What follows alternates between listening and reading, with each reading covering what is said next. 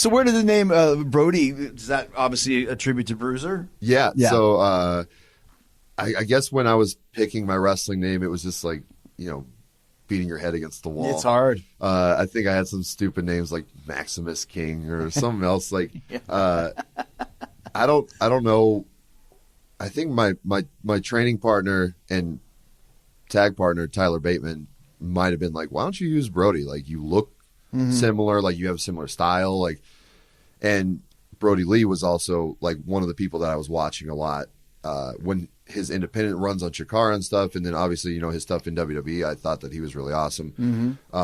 So both of those was like, yeah, this is a good fit. Like, he was Luke Harper at the time, so I was like, all right, I'll take it. Yeah, let's be Brody King, I guess. And then my wrestling trainer Chaos did not like it, and I was like, well, this is it. And I feel like I was like one of the first students to tell him that, because it was always like an old school thing where like your trainer kind of gives you your name, and I'm defiant at the core. So it was like, this is my name.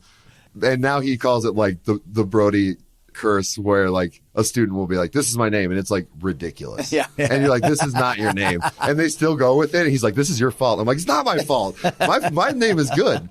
I was like that. My very first match, obviously Chris Jericho, I came up with. My original idea was Jack Action, which Lance Storm said, that's terrible. So I said Chris Jericho, but they wanted to call me Cowboy Chris Jericho because it was up in Calgary. From Casper, Wyoming, Cowboy Chris. And I'm like, I hate cowboys. I hate veteran music. And I remember my friend who was the veteran was like, well, then just don't do it. And I was like, yeah, I just won't do it. And I could just imagine like some guy, like you're the same, your first day of wrestling school or whatever, saying, I'm not using this name. If this was like, another time, somebody could shave your eyebrows, kick you out of the class, beat the shit out of you, but for some reason, we got away with it. Yeah. I mean, maybe, they saw something in us, they're like, yeah, they're going to be fine. Whatever. Yeah. Whatever it is. Let be whoever he wants. Exactly. So when you went to Ring of Honor, because I know you've been in a lot of factions, and obviously you're here in one right now with Malakai, but I think Ring of Honor was Violence Unlimited. Is that the right one? So we started. There's a couple others. We started with Villain Enterprises.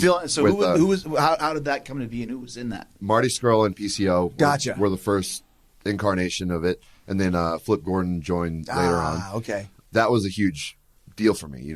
Marty was like one of the biggest wrestlers in the world at the time. Absolutely. And so for him to like message me back, hey, I have this idea.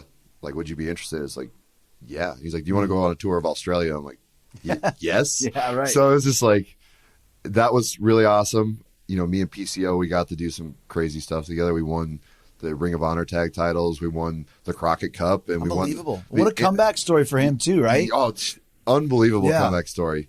And he's like one of the nicest human beings ever. I don't know how much. Only a few interactions with him, but always the nicest guy. Yeah, fellow Canadian. Yeah. But yeah, he's great, and he's hilarious. Like, just he's from a completely different era than us, but he's just like riding with these new kids, and it's like one day was really funny. I was like trying to joke with him, and then he burned me good. He was like, "Oh, I was thinking tonight in the match, maybe I do like the capture lariat," and I was like, Carl, you're just going to steal my move like that? Because I'd been doing it for, a year. He goes, I didn't know you were doing it in 1996 when I did it with Bret Hart. I was like, oh. So I was like, all right, you can do whatever you want.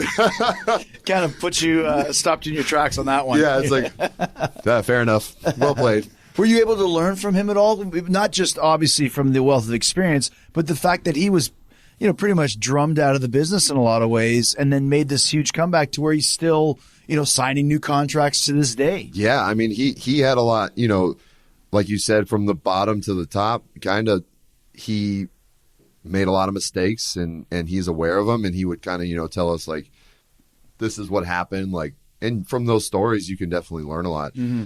And, you can also learn a lot from him in ring, what to do, sometimes what not to do. Mm-hmm. Like, maybe I'm not going to take a power bomb onto the floor from the ring. It's crazy. So I just watched him the other day do a senton, swanton from the top post onto the apron. Yeah. And basically take a flat back bump on the floor. I was like, what are you doing? One day, so it was after the Crockett Cup.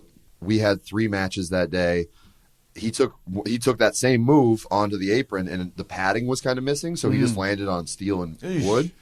And afterwards, he was like limping bad, and I was like, "Oh man, is this it?" Like, and he was like barely able to get in his room. I kind of like helped him to his room. He was using his bag as like a crutch. Yeah. And I was like, oh man, I hope he's okay. The next morning, he's like hopping around at breakfast. I'm like, dude, you really aren't human. He is like, not human. It is. Yeah. It's not a gimmick.